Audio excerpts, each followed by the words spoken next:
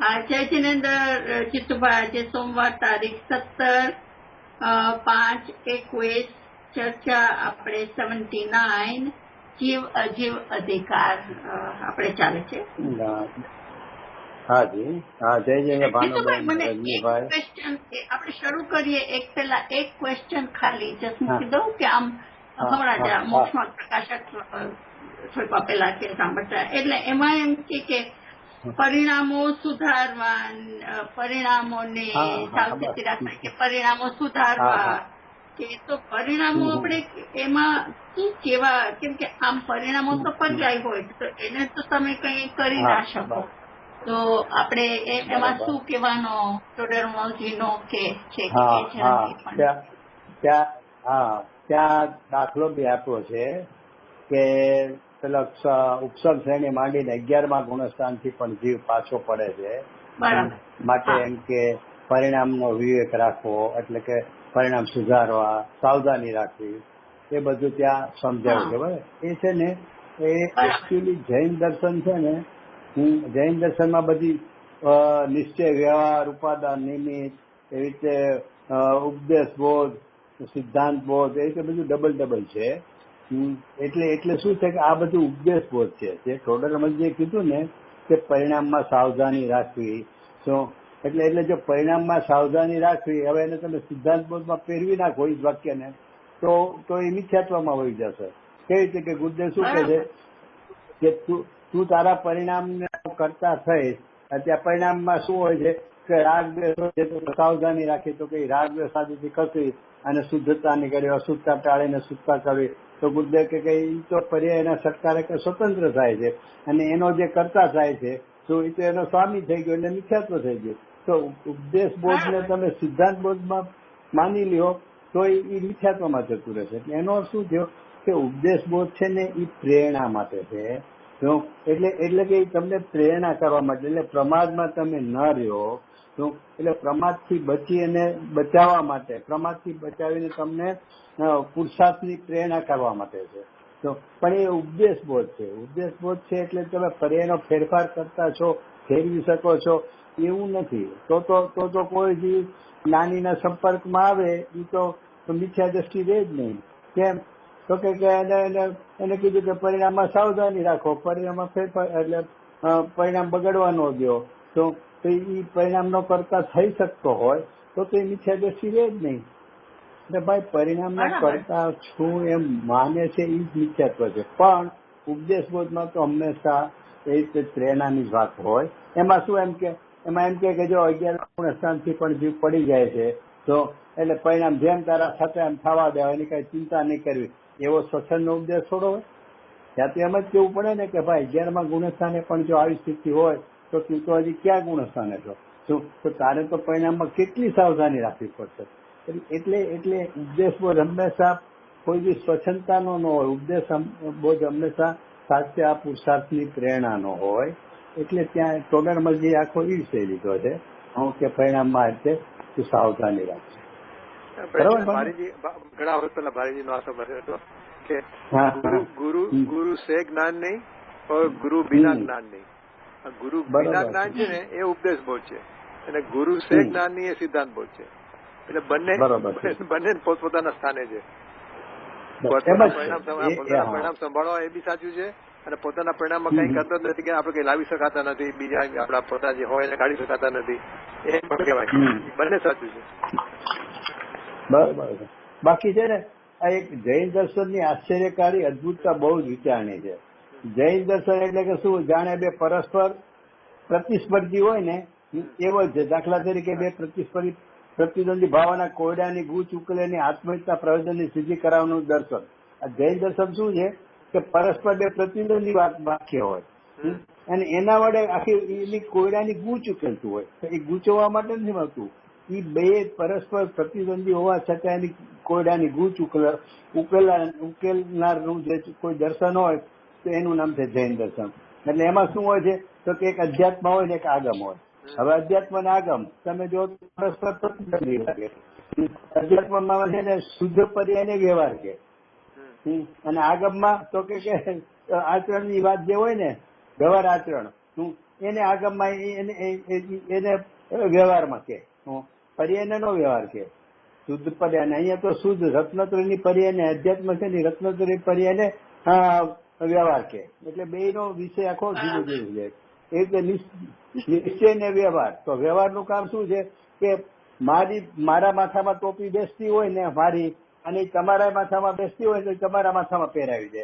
વ્યવહારનું કામ એ છે કે બંધ બેસતી પાઘડી એકની પાઘડી બીજાને પહેરાવી દે. એટલે કે પૂતગલ રાગ આદિનો સ્વામી પૂતગલ છે તો એને જીવ ના કહેવા. તો એ વ્યવહારનું કામ છે. અને નિશ્ચયનું કામ શું છે કે જેનું જે હોય એનું જેને કે એકનું બીજાને ન કે. એટલે કે પૂતગલ જેનો સ્વામી હોય તો કઈ રાગાદી પૂતગલના જ છે એમ નિશ્ચય કે, રાગાદી જીવના છે એમ ન કે. ત્યારે વ્યવહાર ઉલટું કરે કે રાગાદી જીવના છે એમ કે, હોય પૂતગલના તો કે જીવના છે એમ કે. એટલે બંનેના વિષય પરસ્પર જુદા. એ રીતે ઉપાદાન ને નિમિત્ત. તો ઉપાદાન ને નિમિત્ત એ પરસ્પર વિરોધી. પછી ક્રમબદ્ધ ને પુરુષાર્થ એ પરસ્પર વિરોધી. નિત્ય અને અનિત્ય એ પરસ્પર વિરોધી. સ્વભાવ ને વિભાવ તો એ પરસ્પર વિરોધી. મોક્ષ ને સંસાર તો એ પરસ્પર વિરોધી. સ્વ અને પર તો એ પરસ્પર પ્રતિદ્વંદી. દ્રવ્યાનુયોગ એટલે અકર્તૃત્વ અને ચરણાનુયોગ એટલે કરો ને છોડો તો એ પ્રતિદ્વંદી. એટલે એ બધા પ્રકારો છે ને એ બધા પ્રતિદ્વંદી ભાવોના કોયડાની જે ગૂંચ છે ને એ ઉકેલવાની જે દર્શનમાં તાકાત છે તો એ દર્શનનું નામ છે જૈન દર્શન.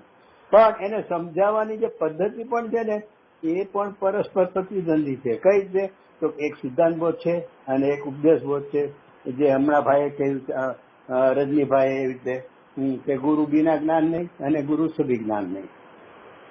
એટલે આખું જૈન દર્શન છે ને એટલે મૂળ આપણે સામાન્ય રીતે છે ને શાસ્ત્રમાં બધે ઉપદેશ બોધે જોય. ખાલી આ કુંદ આચાર્ય દેવના જે અધ્યાત્મના ગ્રંથો છે ને એમાં વિશેષ કરીને સમયસાર અને નિયમસાર તો એ બધામાં અને પ્રવચનસારમાં અમુક બધા વિષયોમાં તો એટલે એ બધા સિદ્ધાંત બોધ છે. બાકી તો જનરલી બધે છે ને ઉપદેશ બોધ જ હોય. કારણ કે મોટા સમુદાયને લક્ષી આચાર્યો શાસ્ત્રો લખ્યા હોય છે. એકદમ તૈયાર થયેલા જીવોને અપેક્ષાથી નથી લખ્યા હોતા. એ તો કુંદ આચાર્યને શું થયું કે સિમંદર ભગવાન આગળ સાક્ષાત જઈને આવેલા ને એટલે એમને એ વખતે ત્યાંથી જે વિશેષ તત્વનું વિચાર મંથન ચાલ્યા ને એટલે એમણે આખી અધ્યાત્મની વાત રજૂ કરી દીધી. હવે એમના જ પટ શિષ્ય હવે એમણે નો ટીકા કરી સમયસારની 1000 વર્ષ પછી એમને કરી અને એના પટ શિષ્ય તો આગમમાં વયા ગયા. એટલે એ સીધા એ જરૂર જ વયા ગયા એટલે કઈ ખોટું કર્યું એમ નહીં, પણ આમને અધ્યાત્મનો એટલો બધો ધૂન હતી ત્યાં જઈને આવ્યા એટલે એને આખી અધ્યાત્મ શાસ્ત્રોની રચના કરી કુંદાચાર્ય. એટલે આપણે ટેવાઈ ગયેલા છે ને અધ્યાત્મ ગ્રંથોથી. એટલે આપણને આવું ટોડરમલજીનું કે બીજું કોઈ આવે ને તો આપણને એમ થાય કે અહીંયા કેમ આમ કીધું હશે. અહીંયા કે ભાઈ એ પુરુષાર્થથી જ કહેવાની પદ્ધતિ હોય છે. બધા હું એમ કહું છું એક ક્લાસમાં 40 સ્ટુડન્ટ્સ હોય તો ટીચર શું એને કહેશે લેસન કરો પ્રેરણા છે ને આપશે, પુરુષાર્થ કરવાની જ આપશે ને કે પરીક્ષા આવે છે તમે હવે રમત ગમતમાં બહુ ધ્યાન નહીં આપો, લેસનમાં ધ્યાન આપો. હા એટલે સમુચય રૂપે તો એ જ કહેવાય કે ભાઈ પુરુષાર્થ કરો. એટલે ટોડરમલજીએ એ આખી પ્રેરણા આપી છે કે પુરુષાર્થ. ત્યાં પર્યાય તું કરતા છો ને અકર્તા છો એ વાત જ નથી. અને આ બધું ખરેખર છે ને અત્યાર સુધી ચાલ્યું જ નહોતું. એ તો ગુરુદેવનો પરમ પ્રતાપ છે. ભલે કુંદ આચાર્ય સમયસારમાં બધું લખી ગયા, શાસ્ત્રોમાં લખી ગયા, અધ્યાત્મ ગ્રંથોમાં, પણ બહારમાં ક્યાંય આ વાત ચાલતી જ નહોતી. કારણ કે આચરણની મુખ્યતાથી કરોની જ વાત ચાલતી, કરો ને છોડો, બીજી કોઈ વાત જ નહોતી. અને આ તો ગુરુદેવ પછી આપણને સમજણ પડી કે તારા પર્યાય હું એમ કહું છું. આમ તો કેવું આશ્ચર્ય થાય કે પોતાના પરિણામનો કરતા હું નથી તો કે લે તો પછી મારે શું કાને પુરુષાર્થ જ કરવો. મારે જયારે મોક્ષ થવાનો છે ત્યારે થશે તો શું કામ મારે પુરુષાર્થ કરવો. અરે ભાઈ ગુરુદેવ મળ્યા પછી એવો પ્રશ્ન જ આપણને નહીં ઉઠે. કેમ કે આપણને ખબર છે કે પર્યાય છે ને દરેક અનંતકાળની પર્યાય, એક પર્યાય નહીં. અનાદિમાં જે થઈ ગયા સુધી એ અને હવે અનંતકાળ સુધી જે થવાની છે એ બધી પર્યાય એનો ક્રમ અને એનો કેવો ભાવ, એટલે ભાવ અને ક્રમ સહિત પારિણામિક ભાવ રૂપે પડી છે અને એના સ્વ અવસરે પ્રગટ થયા જ કરશે. એને ફેરવવા, આગળ પાછળ કરવા, થતી હોય તો ન થવા દેવા એવો તારો કોઈ અધિકાર નથી. એનું નામ છે ક્રમબદ્ધ. અને એ વાત ગુરુદેવના પ્રતાપે આપણે સમજ્યા, અને એ સમજ્યા તો શું થયું આપણને, એ ક્રમબદ્ધ સમજતા શું થયું ખબર છે, અકર્તાપણાનું જીવોને કેટલાકને હજી એવી ગડમથલ રહેતી હોય છે કે ક્રમબદ્ધ કહે તો પુરુષાર્થનું શું આમ તેમ. અરે ક્રમબદ્ધ કહેતા એને કાંઈ કરવા પણ રહેતું નથી, એવો શિકાર આવે છે, એનું નામ જ પુરુષાર્થ છે. અને બીજો કોઈ પુરુષાર્થ છે જ નહીં. જેમ કે ગુરુદેવે કીધું કે પુરુષાર્થ એટલે હું કાંઈ ઠેકડા મારવા છે, એનું કેવું છે, પુરુષાર્થ એટલે કાંઈ સારી પર્યાય પણ નિશ્ચિત છે એના સમયે છે. એના સમયે પ્રગટ થઈને રહેશે. જેવી પ્રગટ થવાની છે એને જે સમયે પ્રગટ થવાની એવી એ સમયે પ્રગટ થવાની છે. તારે કાંઈ કરવા પણ નથી. એટલે એનું નામ છે ક્રમબદ્ધ, એટલે કે અકર્તાપણું. એટલે હું અકર્તા નાયક છું. એનું ભાવ ભાષણ એટલું સહેલાઈથી આમ મગજમાં આમ લોજિકલી બેસી જાય તો કઈ ક્રમબદ્ધના કારણે. એટલે ગુરુદેવ મળ્યા પછી આપણને આ સમજાણું. નહીં તો એમ જ થાય કે બરોબર છે, ટોડરમલજીએ કીધું છે ભાઈ તારે પર્યાયની, તારા પરિણામની સંભાળ રાખવી. પરિણામ કે આડાવડા ન જોતા રહે, અશુભમાં જતા ન રહે. એટલે શુભનું લક્ષ્ય રાખે. એટલે કે ભાઈ શુભમાં તો કે દેવ ગુરુ શાસ્ત્રની ભક્તિ પૂજા આદિ નિમિત્ત કરે, વાંચન શાસ્ત્ર વાંચન આ બધું કરે. કેમ તો કે પરિણામને આડાવડા નહીં જવા દેવા, પરિણામની સંભાળ રાખવી. તો એ ચાલતું હતું, એ તો બેસી જ જાય આપણને. ગુરુદેવે સમજાવ્યું કે ભાઈ એ એક પરિણામની સ્થિતિને એક અપેક્ષા એક કથન કરવાની પદ્ધતિ છે. બાકી બધા પરિણામ એના સટકારકથી સ્વ અવસરે એના જન્મ ક્ષણે થયા જ કરે છે. તું તો માત્ર જ્ઞાતા છો. એ જ્ઞાતા દ્રવ્ય તે હું છું. એ પર્યાયના ક્રમ સામું પણ મારે જોવાનું નથી. પર્યાય એના ક્રમ અનુસાર થયા કરશે, થયા વગર રહેવાનો નથી. અને મારી અપેક્ષા વગર જ થાય છે. માટે હું તો એનો પણ લક્ષ કરવા લાગે. હું તો જે પરિપૂર્ણ જ્ઞાતા તો છું ને એ જ હું છું. બસ એ જ હું છું એનું ઘૂંટણ કરવાનું છે. હું એની ઉપર કેમ વજન જાય, એનું લક્ષ કેમ જાય. એટલે પર્યાયને સુધારવાની કોઈ વાત જ નથી, સંભાળવાની કોઈ વાત જ નથી. પણ એ બધું સિદ્ધાંત બોધમાં, અથવા સિદ્ધાંત બોધને આપણે સિદ્ધાંત બોધને એક બીજા અર્થમાં કેવું હોય તો પ્રયોજન સિદ્ધિ છે ને એ સિદ્ધાંત બોધથી થાય છે. પ્રયોજન સિદ્ધિ. તો પ્રયોજનની સિદ્ધિ શું છે? તો કે સમ્યક દર્શન કરવું હોય તો કે ના, સમ્યક દર્શન એનું ફળ છે. પ્રયોજન સિદ્ધિ છે શું છે? તો કે મારો જે જ્ઞાયક ભાવ છે ને એ જ હું છું. એ જ્ઞાયક ભાવ જ હું છું. એમ જ્ઞાન પર્યાયમાં જ્ઞાયકપણેથી પોતાનું અસ્તિત્વ ગ્રહણ કરે, અથવા પોતાનું અસ્તિત્વ જ્ઞાયક રૂપ જ છે, પર્યાય રૂપ પણ નથી. એવું જ્ઞાયકપણે હું છું એવો સ્વીકાર આવો પર્યાયમાં, એનું નામ છે પ્રયોજન. એ પ્રયોજનની સ્થિતિ છે ને ક્રમબદ્ધ દ્વારા આપણને બહુ લોજિકલી બેસી જાય છે. આપણે ગુરુદેવને પોતાને બી ક્રમબદ્ધ માટે આટલું બધું હતું, અને આપણને બી ક્રમબદ્ધના ભાવમાં વસ્તુ વિશેષ ભાવ ભાસે છે. એનું કારણ આ છે કે ક્રમબદ્ધનું. એટલે ભાનુબેન તમારો પ્રશ્ન થયો તો બરોબર ને, સોલ્વ થઈ ગયો ને? એટલે મને એમ કે આ તો ઉપદેશ મને એમ થાય કે કેમ કે આપણે બધા આમ બહુ સાંભળતા ગુરુદેવને સાંભળીએ, એટલે કે આ પર્યાયો તો તું ફેરફાર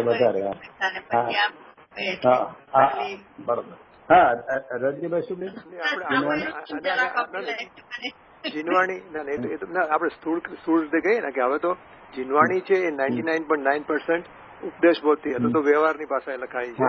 એ તીર્થના પ્રવર્તન માટે છે. પણ તત્વની પ્રાપ્તિ અધ્યાત્મથી થાય છે. તો હવે હું આગળ વિચાર કરું છું કે આપણે એમ કહીએ ને કે દ્રવ્ય ગુણ પહેલામાં આપણે ભેદ પાડીએ ને કે એના ગુણોના સમૂહને દ્રવ્ય કહે ને બધું કરીને એ જે ભેદ વાળા કથન છે ને એ પણ હવે બધા ઉપદેશ બોધ લાગે છે. જે અભેદમાં જવાનું છે, જે પરમ અધ્યાત્મ છે, એ સાચો.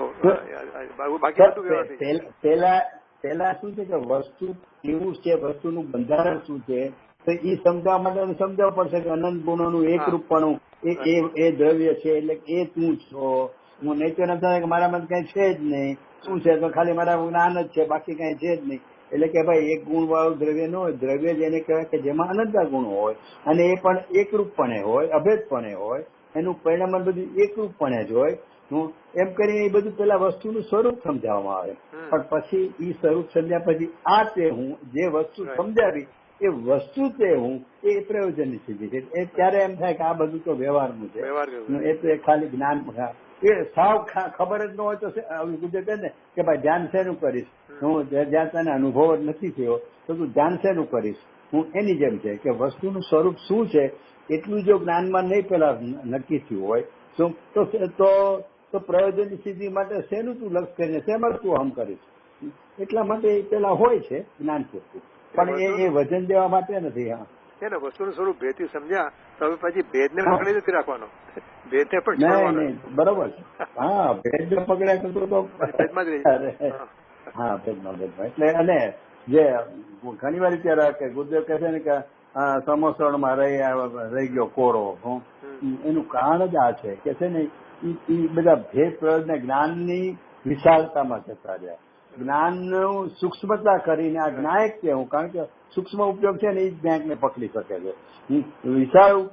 વિશાળતા જ્ઞાનની છે ને મને એટલા માટે શબ્દ ગમે છે કે યુગલજીએ કીધેલો, આ લોકો ચર્ચા કરવા ગયા હતા ને છેલ્લે મહેન્દ્રભાઈ ના એની વિડીયો મેં જોઈ હતી, ત્યાં એ બોલેલા કે જ્ઞાનની વિશાળતાનો જરૂર નથી, જ્ઞાનની સૂક્ષ્મતાની જરૂર છે. એટલે વિશાળતામાં તો શું છે કે આનું આમ છે, આનું આમ છે, ભેદ આમ છે ને હું એ બધું સટકારકમાંથી આમ થાય ને ઓલું સદગુણ હાનિ વૃદ્ધિ ને જાતું તમે જેટલો તમને શાસ્ત્રનો અભ્યાસ હોય ને જેને કહેવાય પીએચડી કરી હોય તો ઈ ટાઈપનું છે તો કઈ એની જરૂર નથી. એ તો ભાઈ એ ઉપયોગમાં એટલી સૂક્ષ્મતા કે આ જ્ઞાયક જ હું છું અને આ પરિણમન થઈ રહ્યું છે એ પરિણમનના સ્વકાળ થઈ રહ્યું છે, એમાં ફેરફાર હું કદી ના કરું તો અનંતતા કેવડીઓ ખોટા પડે, માટે એ ફેરફાર કરવાનો હું અધિકારી છું જ નહીં. એ જે અનંતકાળ પહેલા અનંતકાળ જ્ઞાની કેવડીઓએ જોયું છે એ પ્રમાણે એના સ્વઅવસરે પરિણામ થયા જ કરે છે. હું તો માત્ર અકર્તા જ્ઞાયક, અને એ પર્યાયને જાણનારો નહીં, એ પર્યાય એમ કે છે કે આવો જ્ઞાયક તે હું છું, બસ આ મારે નિર્ણય કરવાનો છે.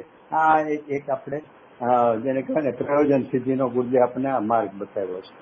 એટલે મને તો એવું લાગે છે આજે આપણે કહીએ ને તમે કીધું બરાબર સાચું કીધું, એકદમ મને બહુ બેસી ગયું છે યુગલ કિશોરજીનું કે જ્ઞાનની વિશાળતાની નહીં પણ સૂક્ષ્મતાની જરૂર છે. પછી મને બીજા શાસ્ત્રોમાં પણ આવી જાય છે સમયસર પ્રકૃતિ ને તો સમયસર અને સમયસર બી બધી ગાથાઓ બધું આપણે મોડે કટકટાટ આવે એવું બી જરૂર નથી. એક જ ગાથા લઈને એના પર બેઠા રહીએ ને એના પર બેઠા રહીએ, એના પર બેઠા રહીએ, એના પર ગુરુદેવના પ્રવચનો સાંભળતા રહીએ જતા જઈએ. That is not is required. નહીં બહુ એમ જ છે. એટલે મેં કાલ પરમ ઓલો મૂક્યો ને ટુકડો મને વિચાર આવ્યો છે ભાઈ અમારા ગુરુને ખૂબ સાંભળો અને એને સમજો, બસ આટલું કરવાનું છે. નહીં તો છે ને તમે નરક નીકળતા રસ્તો ચડી જાય લાગે એમ કે હું તો શુભ ભાવ કરું છું ને અશુભ છૂટીને, જેમ કે આજકાલ જે ઓલું ચાલે છે ને કે इसमें નુકસાન ક્યાં, હું અત્યારે એટલે નથી તો એ કળશમાં બધું આવવાનું છે એટલે મેં પાછું રિપીટ થશે. એટલે પણ કહેવાનું બધું છે ગુરુદેવના પ્રતાપે ભાઈ આપણને એટલું સરસ એટલું ચોખ્ખો માર્ગ મળી ગયો છે. હવે તો શું છે કે એના ઉપર પુરુષાર્થ એટલે કે એના માટે વધુમાં વધુ ટાઈમ કાઢીને એમાં વધુ એનું જોડાણ અથવા તો એનું ઘોલન ચિંતન મનન કરે. જરૂર નથી કે ઘરમાં બેસીને પલોઠી વાળીને જ ઘોલન મનન કરે. કોઈ પણ પ્રવૃત્તિ વખતે પણ એનું લક્ષ્ય ને વજન કેમ એ તરફ ગયા કરે, જો એ પ્રયત્ન આપણે કરવાનો છે. એટલે એ આપણે જરૂરી છે. હા બોલો પાનીબેન રીતભાઈ. ના એ તમે સારું શું પૂછ્યું. ના એટલે આઠમા અધિકારમાં હવે કર્ણાનું યોગમાં એમ પ્રકાશકમાં ચાલે છે એટલે એમાં એમ કે કર્ણાનું યોગનો અભ્યાસ તો કે ઉપયોગ સૂક્ષ્મ થાય, પણ ત્યાં તો હમણાં આપણે રજનીભાઈ વિશે વાત કરી કે જ્ઞાનની વિશાળતા થાય તો કર્ણાનું યોગનો સબ્જેક્ટ તો કેટલો અમોલો છે, તો ત્યાં આગળ સૂક્ષ્મ તો એ તો એલા ભેદમાં જ આમ અટકાઈ જાય. એટલે મન તો મારા જવાનું તો માથું ચક્કર આવે ચડી. નહીં ભાનુબેન એમાં તમે જે કર્ણાના યોગમાં સૂક્ષ્મતાની વાત લીધી ને ઉપયોગ સૂક્ષ્મ, એ તો ક્ષયોપમની અપેક્ષા વાત છે કે તમને છે ને જ્ઞાનમાં કર્ણાનો યોગ એટલો બધો અટપટો વિષય છે એટલે એમને ઉપલબ્ધ દ્રષ્ટિએ તમને જેમ તો પ્રશ્ન યોગ વાંચી જાવ તો તમને બધું ખબર પડી જાય તો કે આ ભાવમાં આમ હતું ને આના ફળમાં આમ આવતું ને આ પૂર્વ દીકરા હતો ને આ ભવિષ્યમાં એનો દુશ્મન થયો, એ બધું જેટલું સહેલાઈથી જાય તો કે કર્ણાનુયોગ એવો વિષય છે ને કે ઈ એટલું બધું એમાં ગણિતના વિષય સાથે છે કે ક્યાં કેવા કર્મના નિષેકો આમ થાય તો સામે જીવના પરિણામની સ્થિતિ શું હોય એ બધું એટલે ઈ સમજવામાં ઉપયોગ સૂક્ષ્મ જ હોય. એટલે ઈ ઉપયોગ એટલે આ નહીં આત્માને પકડવા ઉપયોગની વાત નથી, સહયોગસમની વાત છે. દાખલા તરીકે સોફ્ટવેર છે, હા, એટલે દાખલા તરીકે આપણે સોફ્ટવેર નું આજકાલ બહુ ચાલ્યું છે, બરોબર ને? સોફ્ટવેર એન્જિનિયર બને એમાં એટલા બધા સૂક્ષ્મ બધા ઓલું કોમ્પ્યુટરના બધા ડિજિટલમાં ને બધામાં થઈ ગયું. હવે એમાં બહુ સૂક્ષ્મતા જો હોય, મારા જેવા ભલે ને એન્જિનિયર હોય પણ તો મને કાંઈ નથી ખબર પડે આ સોફ્ટવેરમાં, બોલો. એટલે ઈ જાતના વિષયમાં ઉપયોગની એટલે કે ક્ષયોક્ષમની સૂક્ષ્મતા જોઈએ. ત્યાં તો એ બહારના ક્ષયોક્ષમની વાત છે, કર્ણાનુયોગ નહીં જાણવું નહીં, બહારનો ક્ષયોક્ષમ છે. આ તો અંતર્મુખમાં ઉપયોગની સૂક્ષ્મતા થાય એટલે આવા જ્ઞાનની વિશાળતા, શાસ્ત્રાદિની વિશાળતા હોય કે કર્ણાનુયોગની. અહીંયા મારે વિમલચંદજીએ કરતા તો ગુજરી ગયા બિચારા નાની ઉંમરમાં. એને ધવલના પાનું જેમ ગુર્જરને કેમ સમસ્યાનું પાનું યાદ હોય કે અહીંયા જમણી સાઈડમાં છે ને ઉપર છે એવું બધું ગુર્જર કહેતા હતા પાનું હજી નિકાહ પહેલા.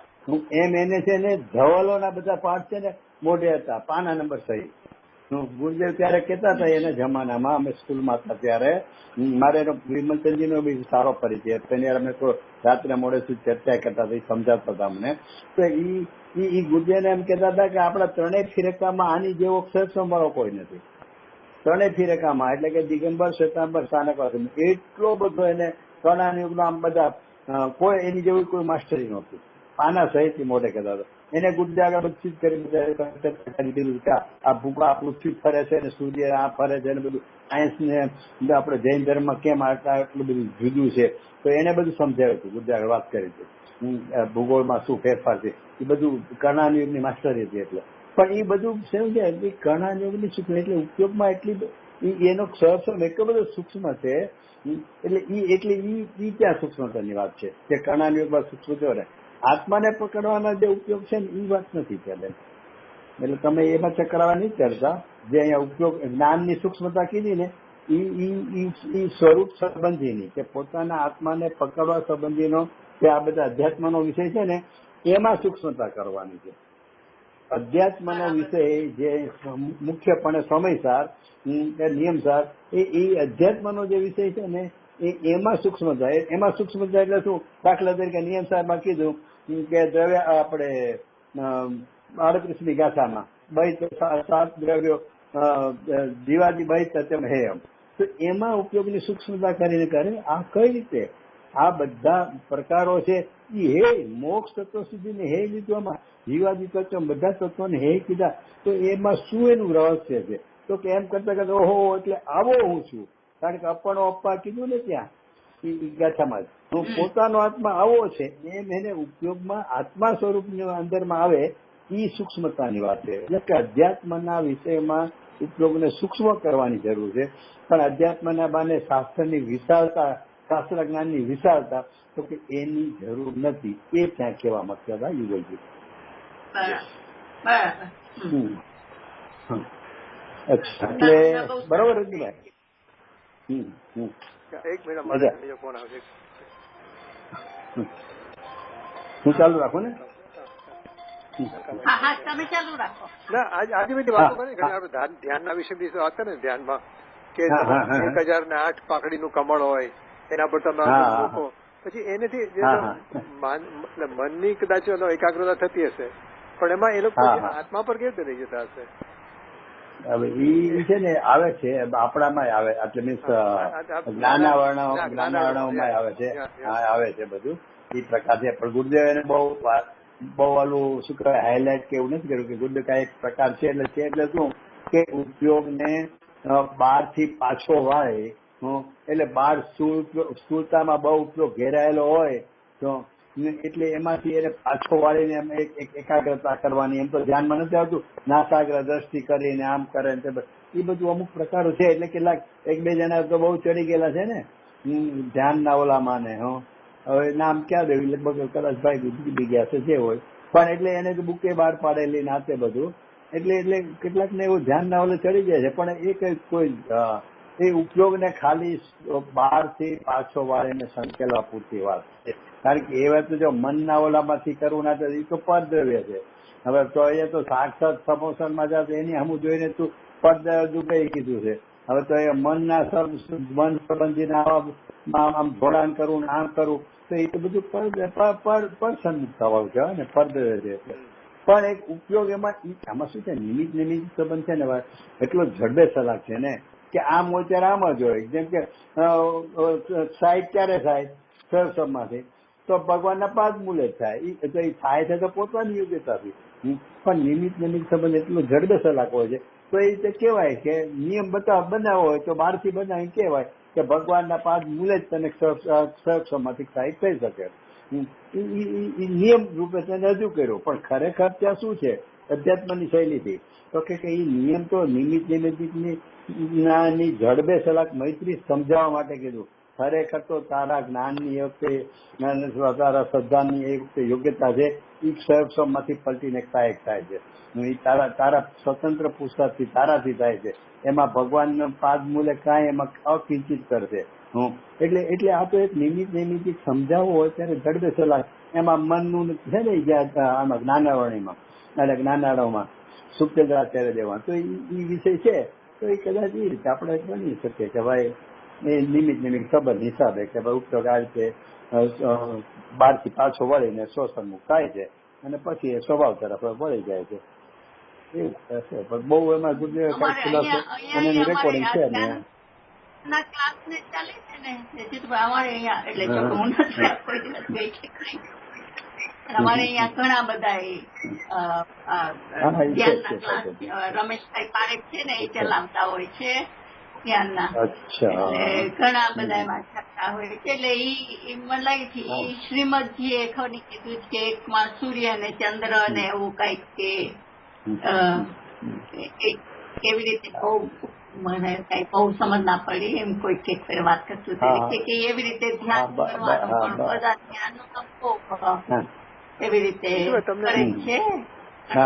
મને તો બનારસી દાસ નું બેસે કે વસ્તુ વિચારત ધ્યાવતે મન પાવે વિશ્રામ. બરોબર.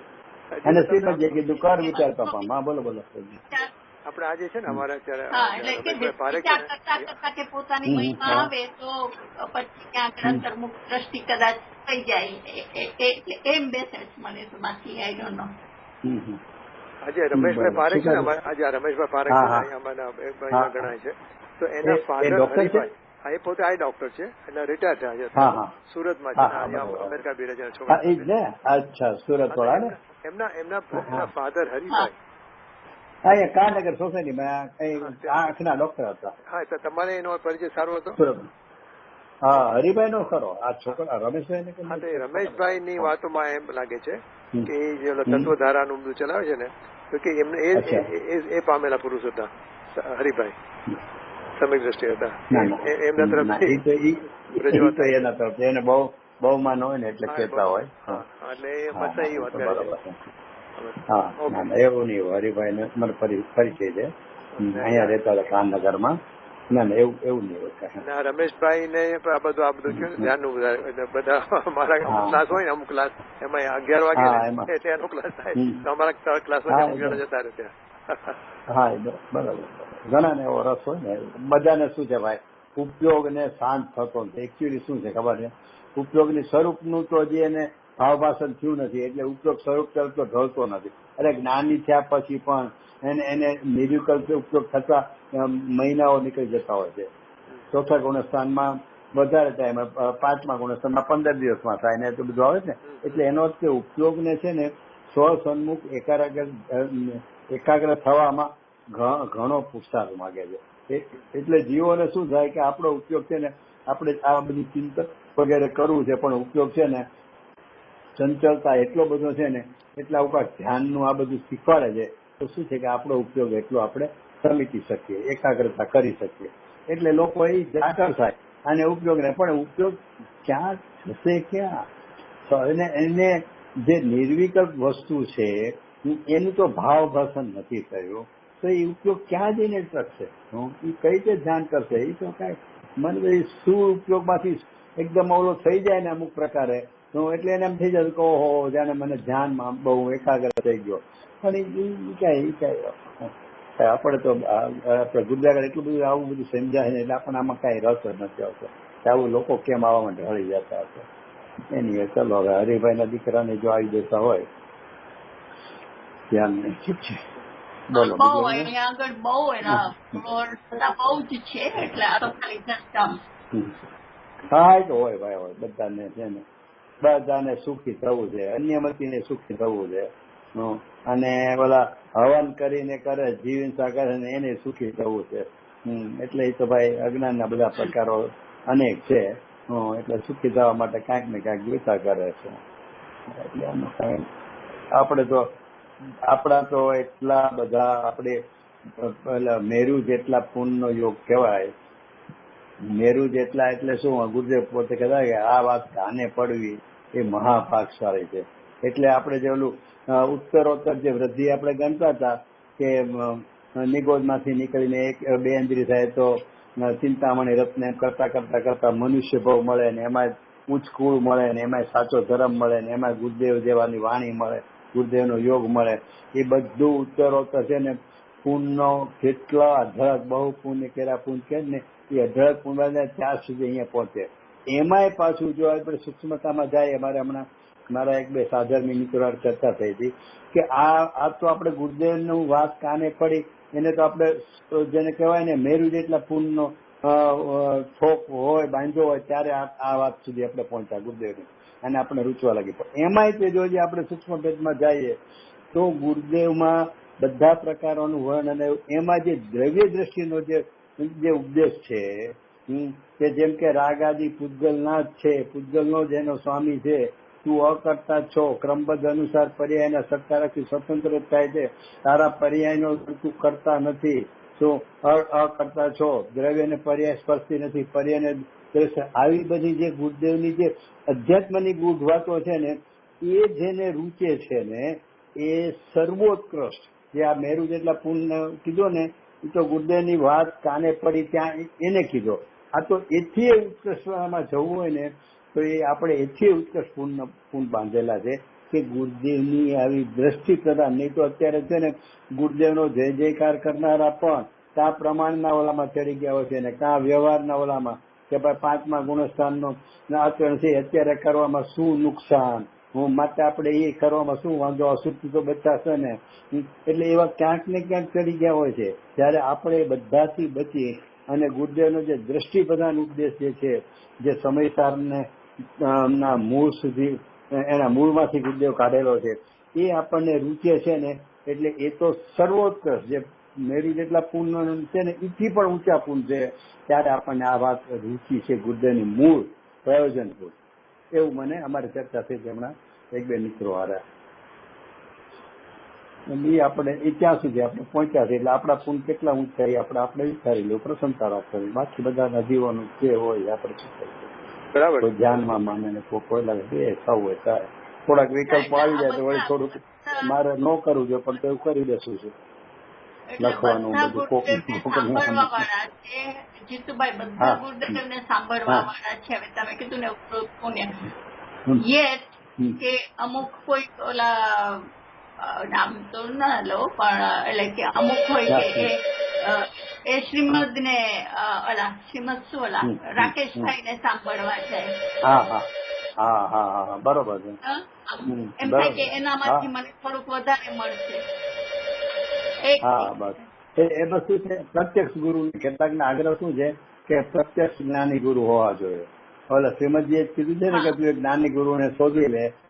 એટલે બધા પ્રત્યક્ષ ગુરુ કે ગુરુદેવ. મારા 2 મિત્રો છે બહુ જ જૂના અને એના બાપા અહીંયા સોનગઢના હતા, આમ શ્રીમદજી વાળા પણ પાકા સોનગઢના, અને એ વાંચનકાર સોનગઢના વાંચનકાર તરીકે, અને એના બે દીકરા 2 ડોક્ટર. એમાં મોટો દીકરો તો વાંચન કાર્યકારી સંસ્થામાં જતા હતા સંસ્થા તરફથી. હવે ગુરુદેવ ગયા પછી એ ધીમે ધીમે બંને ભાઈઓ રાકેશજીના પરમ ભક્તો થઈ ગયા છે. પણ એટલા બધા આગળ પડતા કે સ્ટેજ શો સંભાળે, એનો સ્ટેજ નું બધું હોય ને એ સંભાળે, એટલા બધા આગળ પડતા થઈ ગયા એના પરમ.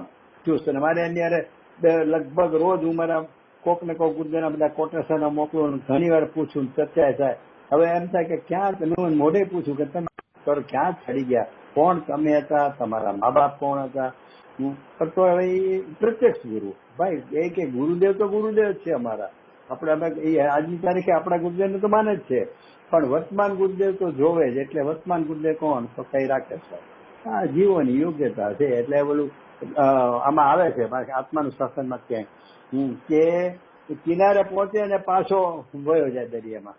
એમાં સંસાર સમુદ્રના કિનારા સુધી પહોંચ્યો હોય એના મા બાપ ગુરુદેવને માનવા વાળા વાંચનકાર, પોતે ગુરુદેવના વાંચનકારના પ્રત્યેક ગુરુના લોલામાં અને આખા ઓલામાં શ્વેતાંબરમાં થઈ ગયા. મેં પૂછ્યું મેં તું કાંક રહિત મિથ્યા તો તું કઈ રીતે આ બધા ત્યાં શ્વેતાંબર મંદિરોમાં એની હારે પૂજા આદિ કરે તો કે આપણે પછી ક્યારેક ચર્ચા કરશું એમ કઈ એ વાત છોડી દેવી.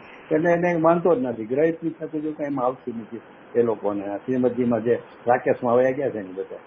એટલે ભાઈ આ જીવોને આવી યોગ્યતા હોય છે. બોલો હા બોલો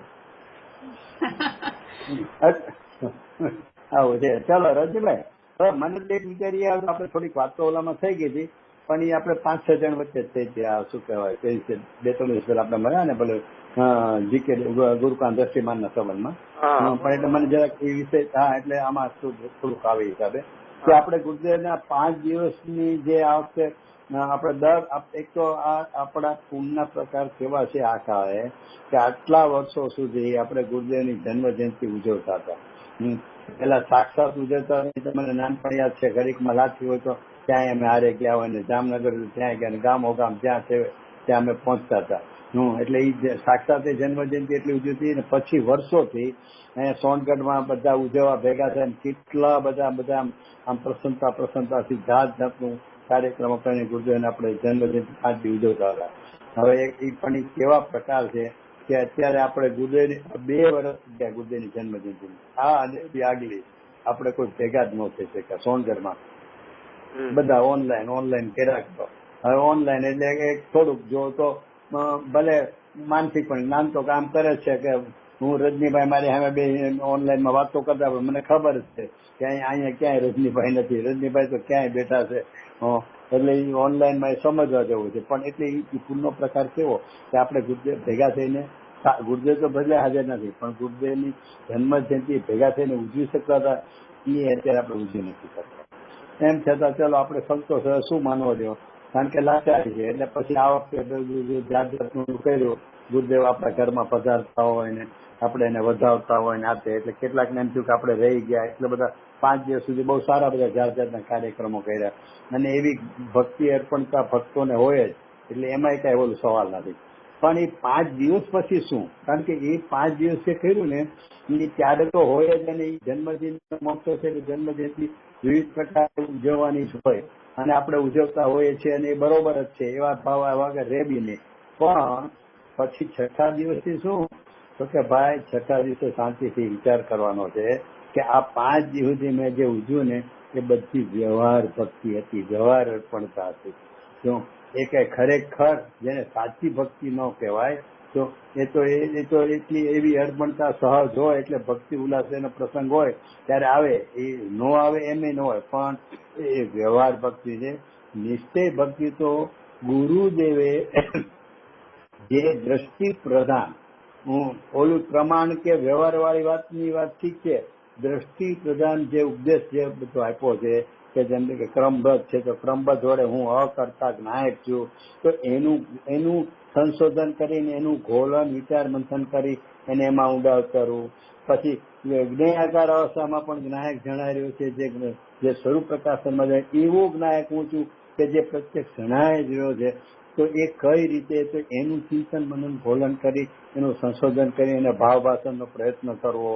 પછી રાગ આદિ પૂતગલના છે તો જીવના છે એમ ઘડીકમાં કે અને ઘડીકમાં પૂતગલના છે એમ કે સમયસરમાં ઠેક શું કરે 11મી ગાથામાં નિષેધ કરે રાગ આદિ પૂતગલના છે એમ કે અને 12મી ગાથામાં પાસે જાણેલો પ્રયોજન 44-45 એમ કહેશે કે અધ્યવસાન આદિ છે એ પૂતગલના છે. વળી 46માં કહેશે ના હો એ તારી પર્યાયમાં છે. જો ન હોય તો બંધ જ ન હોય તો પછી મોક્ષ ન રહ્યો અને પુરુષાર્થ ન રહ્યો એવું બધું કેટલું કરે. એટલે આ બબ્બે પડકારની વાત છે. એમાંથી ખરેખર શું છે એમ એનું સંશોધન કરી અને પરમાર્થભૂત જીવનું સ્વરૂપ કેવું છે. એક એક એક મેં તમને અગાઉ લગભગ કીધું છે 553 નંબરના આત્મધર્મમાં જે ગુરુદેવનો વિશેષણ બહાર પાડ્યો હતો, શતાબ્દી વર્ષ હતું એટલે એમાં સમાધિ દિવસે, તો એ વિશેષણમાં ગુરુદેવને બોલ છે. રામજીભાઈ પ્રશ્ન પૂછેલો વ્યક્તિ, એમાં નામ નથી લખ્યું. રામજીભાઈ સાહેબ જીવ કેટલા પ્રકારના? તો કે 2 પ્રકારના. એક પરમાર્થ જીવ અને એક વ્યવહાર જીવ. આ જે પર્યાય વાળો છે ને એ તો વ્યવહાર જીવ છે, એ ખરેખર જીવ જ નથી. અને પરમાર્થ જીવ જે અહીંયા 49 ગાથામાં દેખાડશે અથવા 6ઠ્ઠી ગાથામાં કીધો અથવા તો સમયસરમાં ઠેકાણે કીધો, એમાં ખાસ કરીને જે જીવ અધિકાર 138મી ગાથા એમાં જીવનું સ્વરૂપ જ સ્થિત કર્યું છે. અને પછીની ગાથાઓમાં રાગાદી છે એને પૂજગલનું સ્વરૂપ સ્થિત થયેલું છે. એ જે જીવ છે ને પરમાર્થ એ ખરેખર જીવ છે. હવે આવું બધું જે ગુરુદેવના સિદ્ધાંતો છે ને એનું ઘોલન ચિંતન મનન કરવું ને એ ગુરુદેવ પ્રત્યેની નિશ્ચય ભક્તિ છે. એટલે એનો અર્થ 6ઠ્ઠા દિવસથી 5 દિવસનો જન્મોત્સવ તો ભાઈ ઉજવો, ત્યારે નાચી કૂદી લો, બધું જ કરો અને કરવું જોવે, એનો આપણે પ્રસન્નતા છે. પણ 6ઠ્ઠા દિવસથી છે ને મૂળ આપણું ગુરુદેવે જે ઉપદેશ આપ્યો છે અને આપણે ગુરુનું બહુમાન શું કામ કરીએ છીએ? ગુરુદેવ રૂપાળા હતા એટલે, હું દેખાવડા હતા એટલે, બોલતા સારું આવતું હતું એટલે, પુનસાળી હતા એટલે.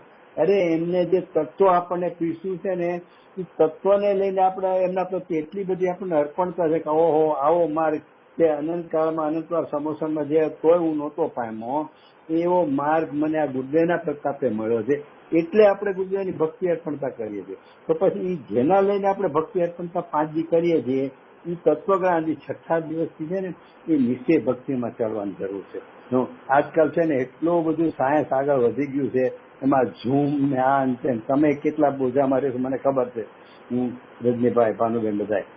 એટલે એટલા બધા બહારના ઓલામાં આપણે રહીએ છીએ તો કે ભાઈ નિશ્ચય ભક્તિનું સ્વરૂપ નથી, બધી વ્યવહાર ભક્તિનું સ્વરૂપ છે. અને એના માટે તમને વાત નીકળી એટલે કહી દઉં કે પંડિત ટોડરમલજીએ કરુણાપૂર્વક કહ્યું છે કે બહુરી ઈસ અવસર વિશે ભી, એટલે અત્યારે જે આપણને આ મેરુ જેટલા પુણ્યનો થોપ મળ્યો છે ને ગુરુદેવની વાત કાને મળી, એ મળ્યા છતાં પણ તત્વ નિર્ણય કરને કા પુરુષાર્થ ન કરે. મૂળ એને કરવાનું છે 6 દિવસે શરૂ કરવાનું છે 6ઠ્ઠા દિવસથી. તો કે ગુરુદેવે જે તત્વની પ્રવૃત્તિ કરી છે ને એ તત્વ નિર્ણયનો પુરુષાર્થ કરવો જોઈએ, તો કે ન કરે અને પ્રમાદમાં કાળ ગુમાવે. કેટલાક જીવો શું કરે કે ગુરુદેવને માનીએ છીએ, હા ગુરુદેવ તત્વ બહુ હશે, ગુરુદેવ પ્રત્યે ભક્તિ અર્પણતા, પૈસા વાપરશે, બધું કરશે, તો કે મંદ રાગાદી કે લીએ વિષય કસાની કા કાર્ય ની વિશે પ્રવર્તે. એટલે કે લોકોમાં દવા દારૂનું ધ્યાન રાખે, કોઈ સ્કૂલનું ધ્યાન રાખે, કોઈ આ મૂંગા બેરાની કે અપંગની ઓલી બધી હોય ત્યાં એને બધું પહોંચાડવું. ટૂંકમાં એવું બધું સામાજિક કાર્યમાં મંદ કસાયના ઓલામાં પ્રવર્તે. પછી છેલ્લે શું કીધું ખબર છે? અથવા તો વ્યવહાર ધર્મ કાર્યોમાં પ્રવર્તે. એટલે કે જે આપણે ખૂબ આ બધી પ્રભાવનાના કાર્યોમાં આજકાલ જે આખી દુનિયાને ભેગી કરી અને પ્રત્યક્ષ બેસીને હામામી વાતો કરી અને આપણે જે કાર્યો કરીએ છીએ અને એવા પાર વગરના એના બધા સંશોધન તરીકે કરીએ છીએ, તો કહે છે કે વ્યવહાર ધર્મ કાર્યોમાં પ્રવર્તે તબ અવસર તો જાતા રહે સંસારી વિશે ભ્રમણ હોય. શું કીધું? આ બધું કરો છો કાળ જતો રહે છે અને સંસારમાં તમારું ભ્રમણ ચાલુ રહેશે.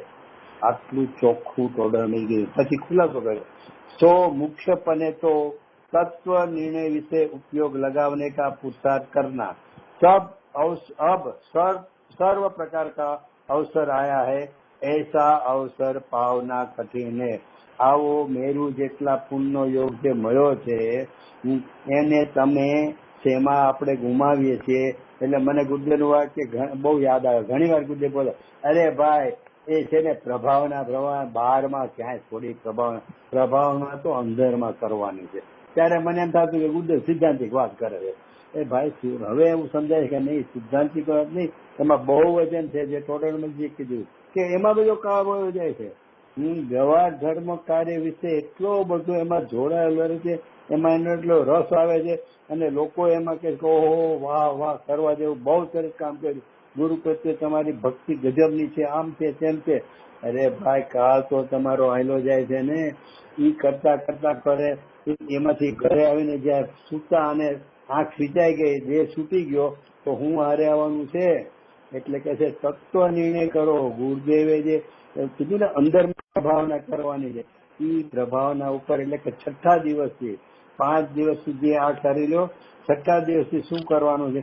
એક ભાઈ કાંઈ કહેતા હતા કે છે ને અહીંયા સ્વર્ગમાં જઈને તો કલબલિયા વગાડવા નાચવા કૂદવાનું છે, ભગવાન આગળ જઈને ભક્તિ જ કરવાની, ત્યાં સંયમ તો આવવાનો નથી. અહીંયા છે ને અહીંયા તમારે કલબલિયા વગાડવાનો આ નથી. આ ભાવ મળ્યો છે ને એ અહીંયા પેલા આત્માનું હિત કરી લો, પછી સ્વર્ગે જઈને તમે ભક્તિ ને નાચ ગાન ને પૂજા ને અષ્ટાનિકા ને નંદીશ્વર ને બધે જઈને નાચો કૂદો કારણ કે ત્યાં તમને સંયમ આવવાનો જ નથી. પણ અહીંયા કલબલિયા વગાડવાનું મર્યાદા રાખો, તમારા આત્માનું હિત પેલા કરો. અને ગુરુદેવની સાઈડથી કહો તો ગુરુદેવને અતડાક પુરુષ કહેતા હતા.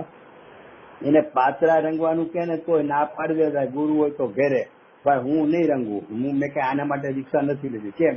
તો કે તત્વ વિશે, તત્વ નિર્ણય વિશે એમાં કાળ ગુમાવો, નહીં તો કાળ તો ચાલ્યો જાય છે અને આવો અવસર ફરી નહીં મળે. એટલે આ વિષય ઉપર એટલે જન્મ જયંતિ પણ આપણે ઉજવીએ 5 દિવસ સુધી, પછી એ શાંત થઈ જાય. તો કે એવું નહીં, 5 દિવસ સુધી હું વ્યવહાર ભક્તિ જે સમયસારની આગળ 26, 27, 28 ગાથાઓ બધી લીધી એ કરો. અને એક જ પછી 6ઠ્ઠા દિવસથી છે ને કે આપણે 31મી ગાથામાં પહોંચવા માટેની ભક્તિ કરવાની છે. એ ગુરુદેવે જે તત્વ પીસ્યું છે એનો તત્વનો નિર્ણય કરવાનો છે. એટલે એ વાત છે ભાઈ હૃદયભાઈ. આ જે તમે વાત કરી ને એકદમ મળતી આવે છે. તમારા પાસે કદાચ આવી ગયો હશે, તમારી પાસે આવી ગયો હશે કદાચ વોટ્સએપ. એમાં રાકેશભાઈને બતાવે છે અને એની ક્લિપ બતાવે છે.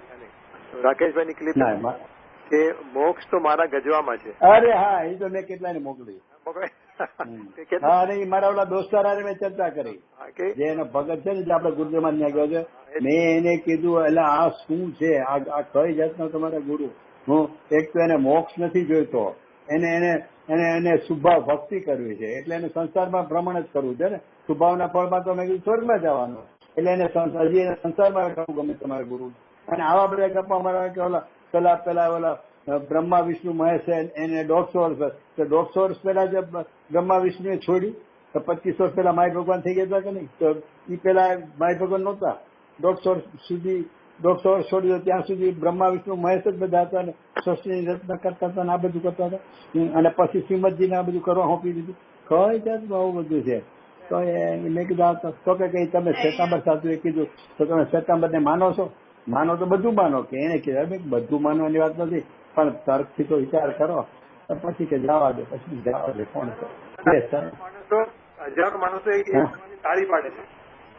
અરે હા, બોલે દેખાડ્યું છે ને, અને બોલે છે શ્વેતાંબર સાધુ કે જો તો ખરા હજારો માણસો તાળીઓનો ગડગડાટ હું બધાને સંસારમાં રખડવું છે. બોલો અને કેવું હાલે છે. એટલે એનો અર્થ છે ને આ કાળ છે ને ભાઈ, ડૂબાડવા માટેના જ માણસો વધારે હોય છે, તારવા વાળા જીવો બહુ ઓછા હોય છે.